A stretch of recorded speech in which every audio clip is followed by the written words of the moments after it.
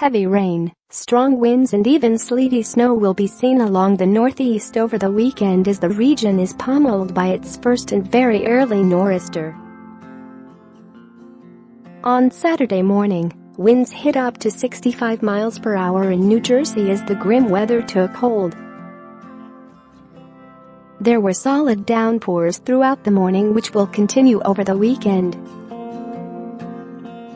Ventus' key privacy policy between 1 and 2 inches of widespread rain is expected between Saturday morning and Sunday morning.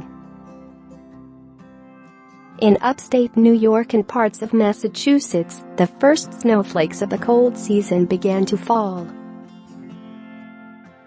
On Saturday morning, 0.3 inches of snow were recorded in Rowan, northeast Massachusetts. Share this article. Share winds reached 65 miles per hour in parts of New Jersey, downing trees and causing power outages in the early hours of Saturday morning. The weather has prompted coastal flood warnings stretching from the Delmarva Peninsula to coastal New England.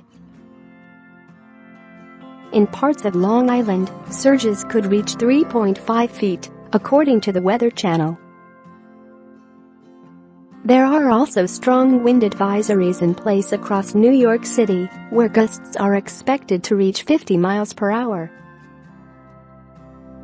The harsh weather will move quickly, however, and be mostly out of the region and making its way towards Canada on Sunday afternoon.